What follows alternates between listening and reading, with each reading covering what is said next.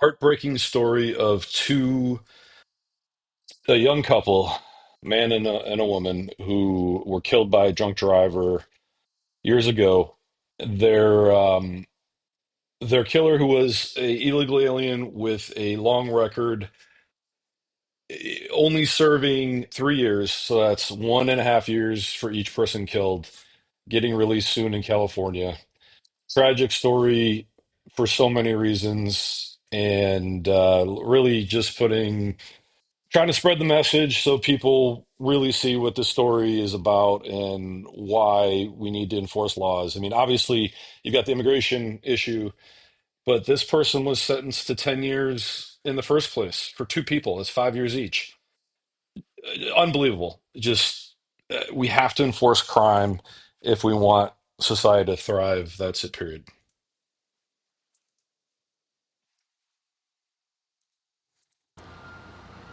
Yeah, Dana, good morning to you. This illegal alien had a lengthy rap sheet here in California long before he ever killed these two California teenagers. He's got several felony convictions on his record, several convictions for driving without a license, but he was still out and about on California's roads. And this young American couple ended up paying the price for that. And now their killer is getting an early release.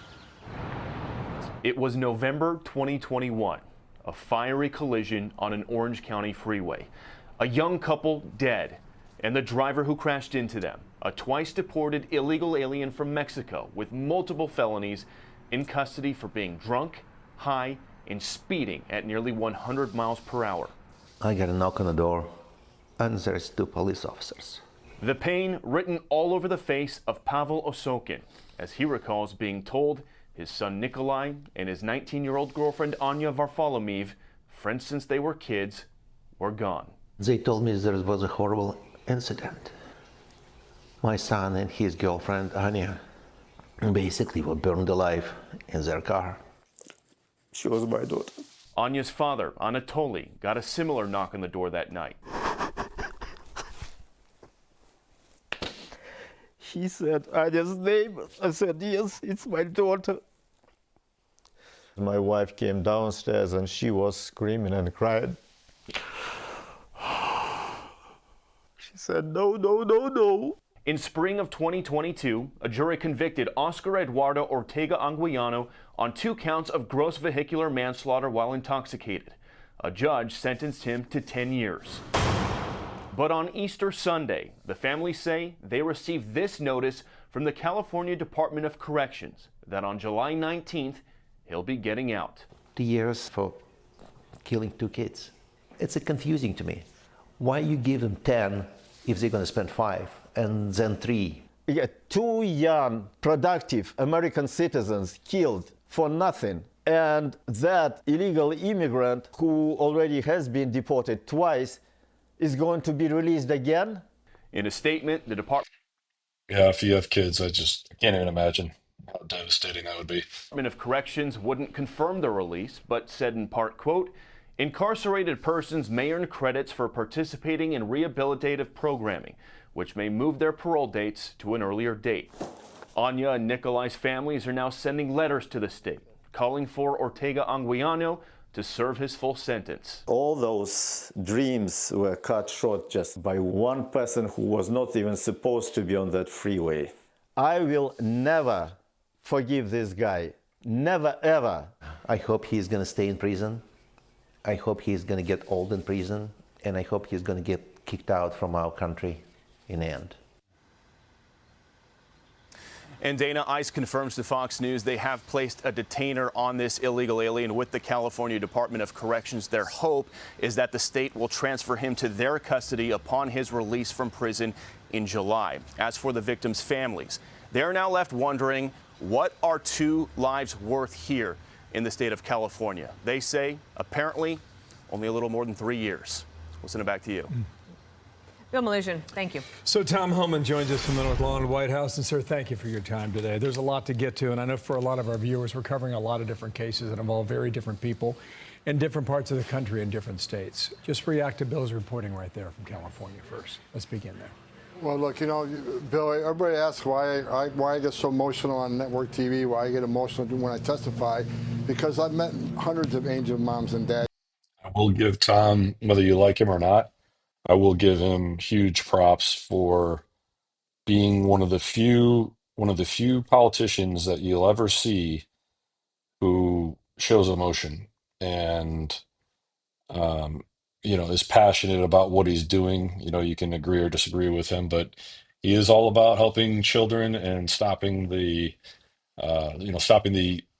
trafficking of everyone, including women and children. But he's very passionate about being realistic in the situation instead of the same talking points that have been repeated and are BS from the last 20, 30 years. And hear every story. I'll never forget any of those stories. It's just a tragedy. But I'll make this commitment right now. I'll work with Secretary Noem on this case, and I guarantee you, if they don't honor a detainer, we have ICE agents outside that facility to take custody of this individual and deport him. He's been deported several times, which means he's a felon. Re-entry the country at the form of deportation is a felony. We will prosecute him and we'll deport him. I'll make that commitment. I'll work with Secretary Noem to make sure that happens. I want to bring up one other thing before we get to the bigger picture, and that is, for example, when someone on the left go against you, they will say, oh, it's just like one or two people, right? Well, that's not the case, as you know. And here's another example. There was a young woman, a mother of two, killed in Maryland. Again, Maryland, mother of two. Her name was Guerra. And she is one of Senator Van Hollen's constituents as well.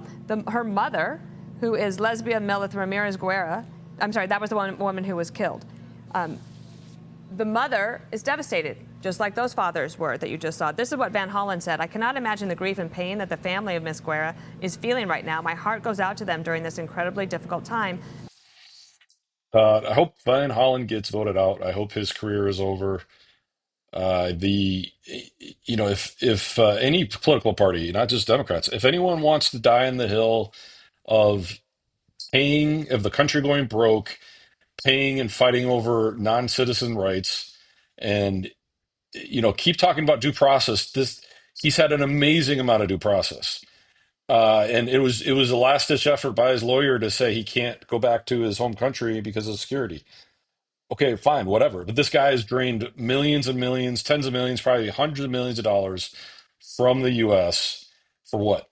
To be able to stay in the country and beat his wife, and continue committing crimes. It's just totally insane. And then obviously we've got the whole issue of the trans issue that and men and women's sports. These are issues that all these politicians should fall.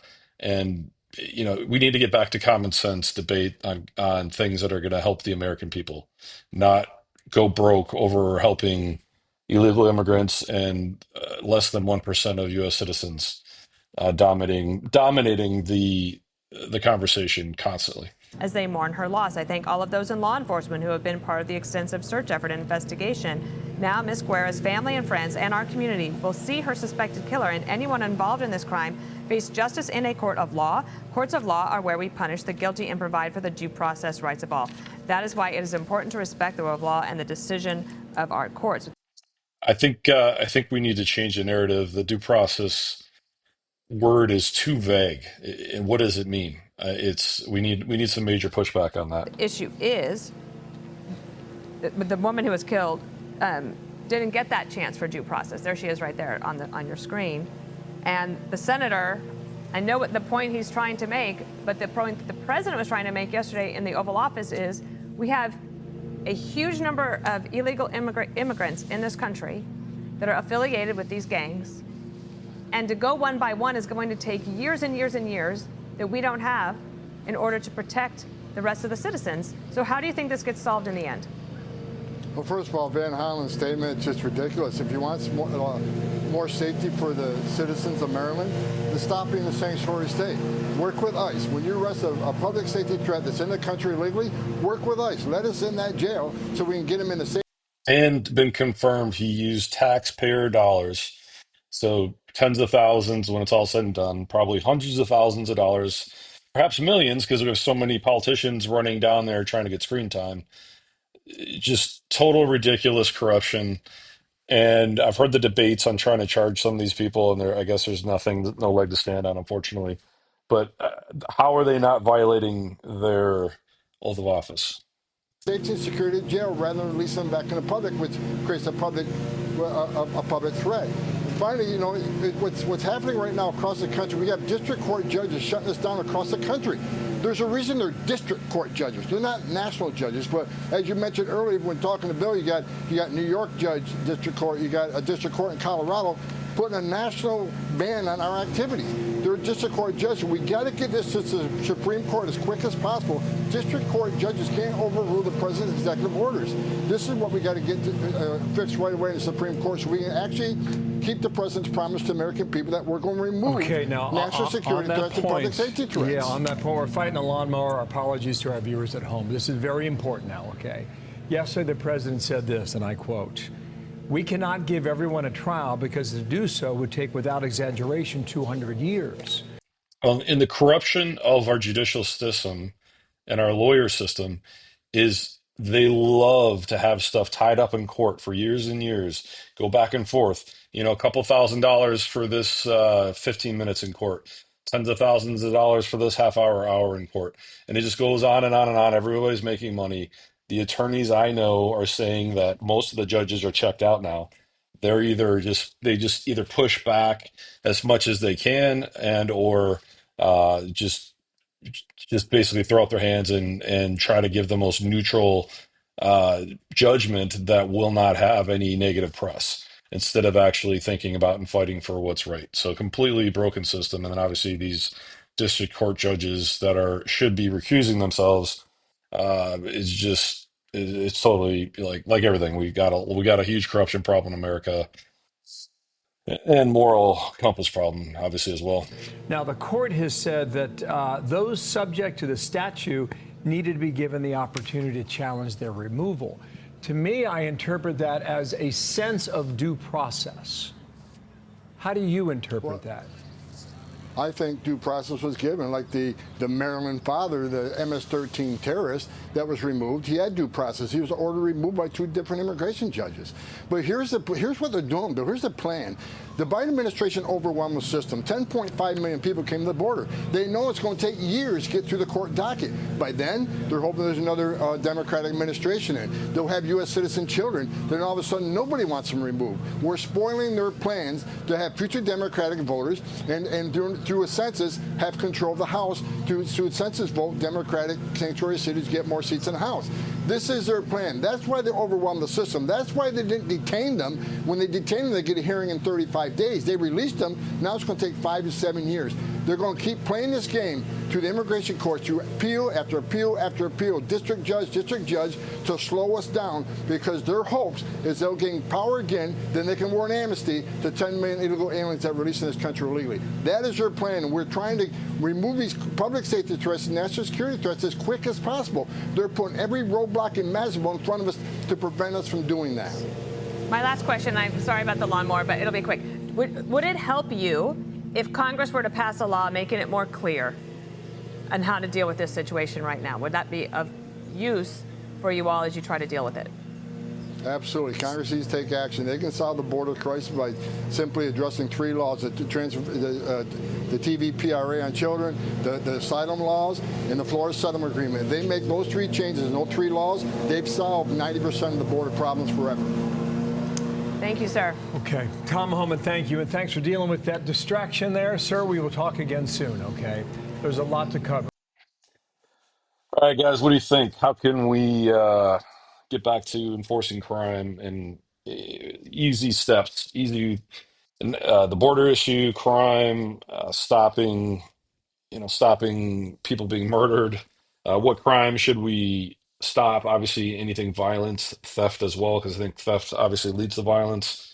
What do you guys think?